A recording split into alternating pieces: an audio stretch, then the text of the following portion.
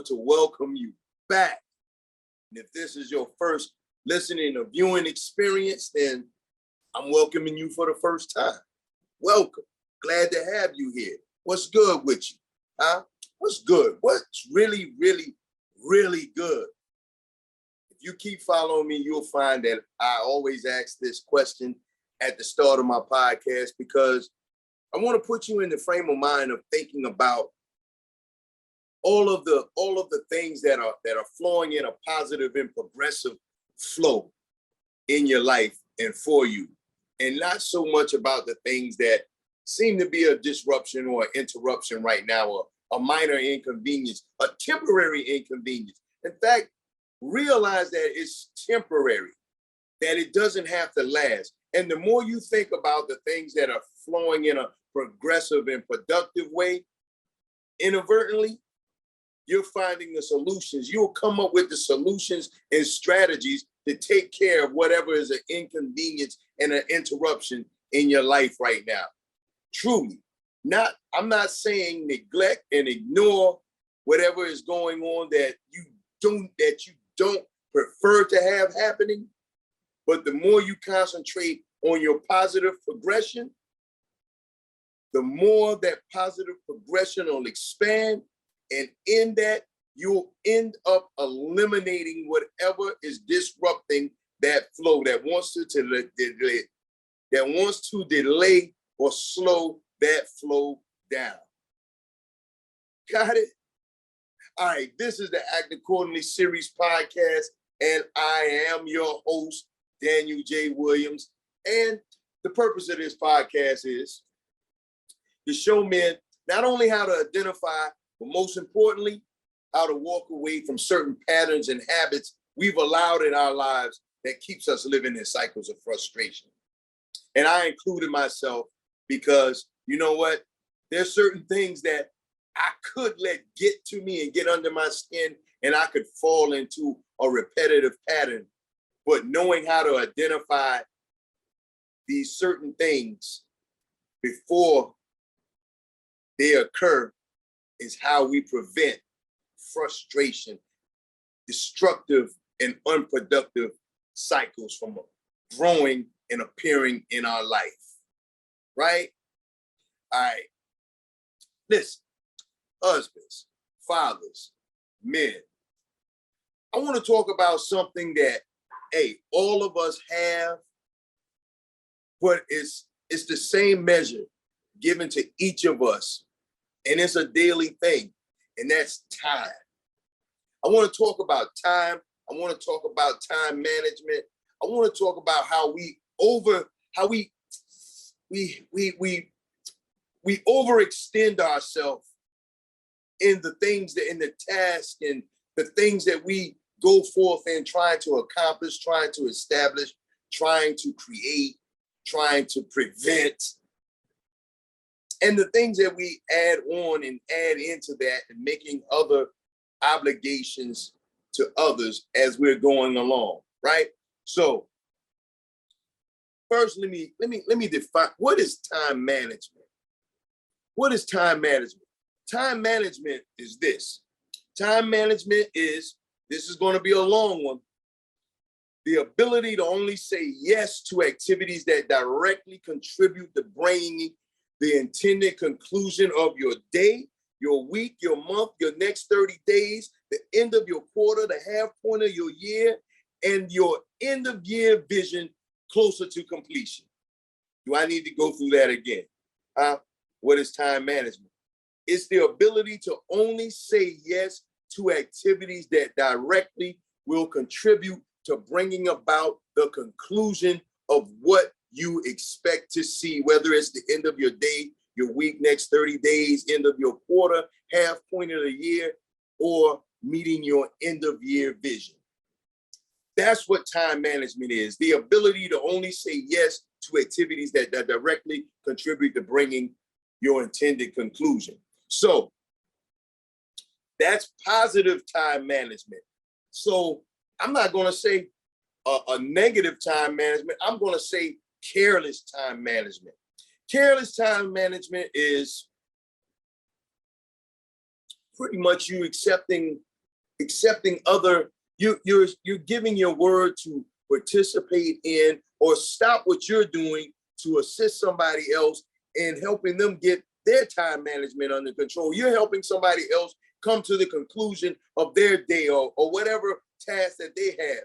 So in it, there's nothing wrong with helping. There's nothing wrong with being nice, but sometimes that being nice and being helping is not productive for getting you to where you need to be at. We have to all help each other. We have to all be community and work together and all of that. But there are times when you have to prioritize what you need to get done, because otherwise you will be behind schedule. If you have a deadline, you will be behind deadline. Then you're having to scramble and rush, and you're full of frustration and anxiety because you're trying to make up for time that you can't make up. Once the time has been spent, once it's been used, once it's been wasted, once it's been used unwisely, you can't go back, grab it, and try and use it wisely. You can't do anything. It's the past. It's over. It's gone. And if you're not careful with the present, your future will be a repeat of the very same thing.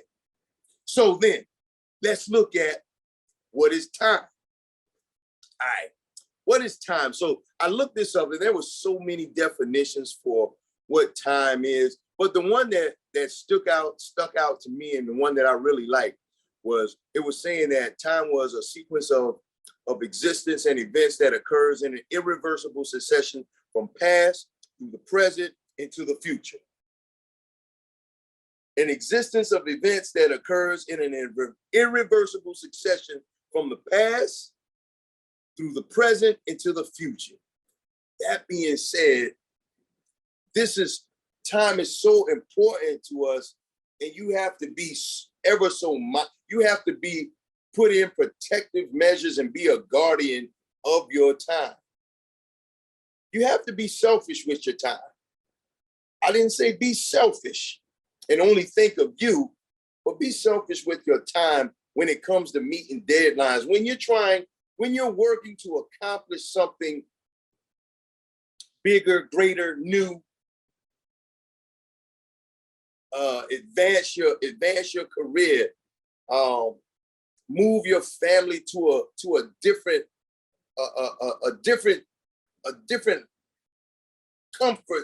comfort level in lifestyle. All of this requires time. It requires your 86,400 seconds, your 1,440 minutes, your 24 hours. That's the measure of time that makes up a day. Now, I know that we won't use all 86,400, all 1,440, all 24 hours, but you do determine how many waking hours you have to work with. We all have the same amount of time, but we don't all use the same amount of time. Some of us like to sleep in a lot later. Some of us like to do unproductive things with our waking hours, with our waking minutes, with our waking seconds. While there are others who believe that their waking seconds, minutes, and hours are so highly important that they are definitely focused in on, okay, this is what I see myself doing on this day. I'm accomplishing this. I'm taking this off the list. I'm beginning this. I'm looking into this. They know exactly what they want to do. So their waking hours, they make it productive and not busy. Because you can be busy all day and not have been productive in anything. There's nothing that you've done in that day that has set you up for success for the next day that's coming, for tomorrow. So, and in that, so all of your waking hours in those seconds, minutes, and hours, do you know in those waking hours that you're consciously making at least on average what they estimate as 35,000 decisions, 35,000 conscious decisions during the waking hours of your day, during the waking minutes of your day, during the waking seconds of your day, 35,000 decisions. So what you need to do is ask yourself this question. Am I acting and pushing forward the wise decisions during my waking hours, minutes, and seconds?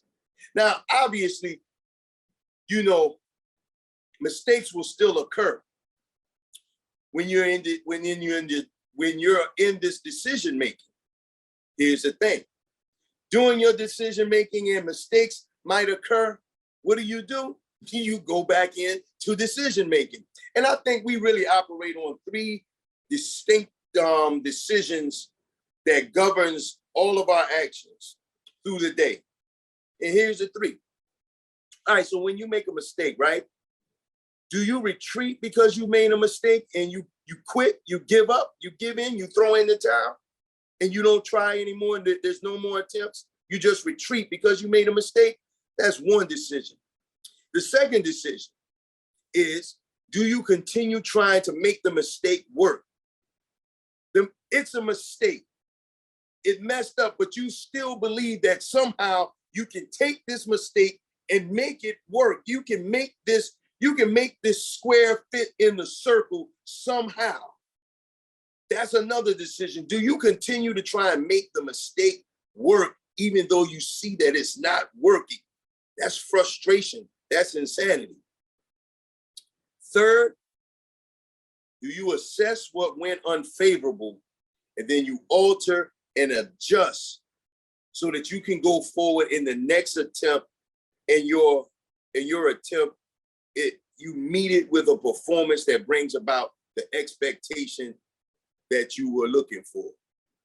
So, as I said, it's three decisions we really run through our heads all day. You know what? When we make a decision and we make a mistake, do we retreat because we made a mistake? Do we give up? Do we give in? Do we run away? Do we not try anymore? Or when we make a mistake, do we continue to try to make the mistake work? Do we continue to try and make sense of the mistake and still try and push it forward? It's a mistake. It's not going to push forward. You can't make it work. And then lastly, do you sit back and you assess what was the unfavorable result? You alter it, you adjust, and then you go forward in another attempt with a better performance because you've altered and you've adjusted from making an assessment of what was wrong, what was unfavorable. So if I do this and I do this, now I can go forward and be more efficient. And I know that I should see the conclusion that I'm expecting. Time management. Things that we do with our decision making through the day. We either quit and give up. We keep on trying to make the thing that's not going to work keep working, or we sit back, take a breath, we assess, we adjust, and we advance.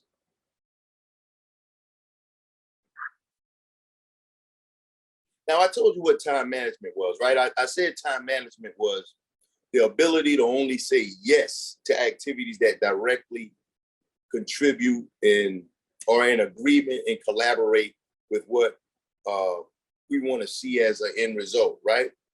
So what is not time? Let me tell you what time management is not as well. So what time management is not is this. I'm gonna give you 4 things. It's probably more, but these are my 4. All right, what time management is not is, it isn't having a to-do list. Time management is not it's not having a to-do list, because you could have a to-do list, but is any of it relevant to what you want to complete, to what you want to accomplish? You might have a long to-do list, but is any of what's on that list relevant to what you need to accomplish for the day? All right, the second thing is what time management is not. Time management, it is not just having everything scheduled, having your whole day blocked out. It isn't. Time management isn't that. It isn't just having blocks of time for everything today, everything you want to do in your day. Because if there's no order of importance to it, then everything being scheduled and blocked off could just be a jigsaw puzzle that just got dumped on the table. If there's no order of importance to it, if you don't have your non-negotiable, your highly urgent, and you're extremely important, and then everything else, then you could have everything scheduled, but you know what? You could mess around and have your non-negotiable task, the thing that just has to be done. It must be completed. If you have it on the bottom, did you really? It would just throw the rest of your day off, and you probably would not have completed the major things, the building blocks, the foundations of what would have made your day be productive. Once again, you just ended up being busy. Number 3, what time management is not is it is not this. I know we as men, we are guilty of it. I'm guilty of it from time to time myself. It isn't overcrowding your day, trying to get so much packed into your day and trying to get ahead of time. You're trying to beat time. You're trying to beat deadlines, right? Overcrowding your day, that is not time management, man. You got to make it manageable. If you're working, if whatever you're doing during the day, it's a constant anxiety is pushing it. If anxiety is pushing you through the day, you've overcrowded your day and it's not manageable. It's not manageable. You need to have breaks in between things. You need a moment to stop and reset your mind. Reset your focus. Clear out what you just got through working on. Whatever you just completed, you want to take a moment to just breathe, push all of that out of your mind, reset and refocus your mind on the next thing. That's it being manageable. It's not manageable if you're just one thing to the next thing to the next thing, right? And here's the 4th thing. What time management is not, it is not multitasking. Multitasking is a dangerous habit for you to get yourself into, simply because, ask yourself, hey, let me ask you, and you think about it. Whenever you're multitasking, do you ever get anything completed? Do you get all the things that you're working on simultaneously? Do you get all of those things completed? Probably not. Nothing gets completed because nothing receives your absolute focus. You're just giving your attention to this. Then you're giving your attention to this. Then you're giving your attention to this. But when you give focus to something, you can complete it because all your concentration is there. It's set in that time, in that moment, on the completion of this and this alone. Multitasking, and it leads, and you know what? It also leads to, you making mistakes in whatever it is that you're doing because you can't give it your full focus and concentration. While you're working on one thing, you're thinking about the other thing. And when you're working on this other thing, you're thinking about how you messed up and made a mistake on the other thing. You're thinking about how to correct the mistake on that thing while you're working on this thing, and you end up making a mistake. So all you keep doing is going in a cycle of trying to correct mistakes, when if all you did was put your focus on one thing, on a singular thing, be single-minded and focused, you could complete that, and then you're able to move on to the next thing. That's done. That's over with. That's finished. What is time management? Time management is the ability to only say yes to activities that directly contribute to the outcome and conclusion that you want to see or experience. It's not saying yes to everything. It's saying yes to the activities that directly will affect and contribute to bringing about the conclusion of what you want to see. I'm not going to tell you to say no. No seems hard. Some people don't know how to accept no. So you're only going to say yes to what directly contributes to the outcome that you want to see. And you know what? You can be nice if you're ahead of schedule, if you made your deadlines. Hey, if you can't, here's a better way to tell someone I can't do this for you right now, or I can't help you. Instead of saying no, just like, hey, right now, I got a deadline on this, or I got my hands full with this right now, or this that I'm working on right now, it requires my full concentration and focus. But when I get done with this, if you haven't already received help, and I could help you out then I could give you a hand. I could say yes to it after I clear some of this off of my plate. Once I've got some of this right here done, I can help you. You can say yes and it be a no at the same time. Yes, I can help you, but I can't help you at this very moment. If it can wait, I'll be assistance. I'll be your man. You got me. But if not, I apologize, but I'm just not going to be able to drop what I'm doing to come and help you. Got it? So listen, time management. You know what it is. You know what it is not. You know what you have to do with your 86,400 seconds, your 1,440 minutes, your 24 hours. You can't use them all, but the waking hours that you do have, the waking minutes that you do have, the waking seconds that you do have, within those waking hours, you're responsible for the 35,000 decisions that you are making during those waking hours, minutes, and seconds. 35,000 decisions that you're making in those waking hours, minutes, and seconds that will contribute to the expected outcome that you want to see, to the conclusion that you've already visioned in your head. Right?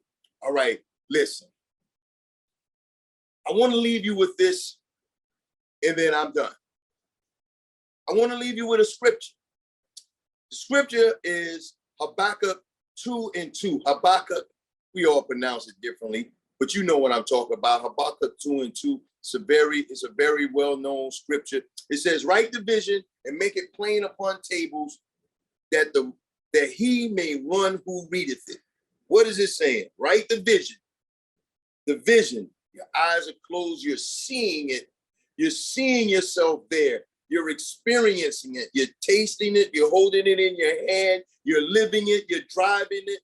You're riding on the boat. Whatever it is, the vision that you're seeing, the vision that you're seeing for your family, you and your family are experiencing it. You and your wife, whatever the vision is that you're seeing for your marriage, you're walking in it. It's a vision. Then when you open your eyes, you write it.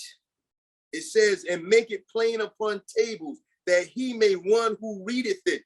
You have to write it on something in order to be reading it. And when you write it, you put it in a format that's steps, that's procedures, in order for you to be able to go forward in it. Right?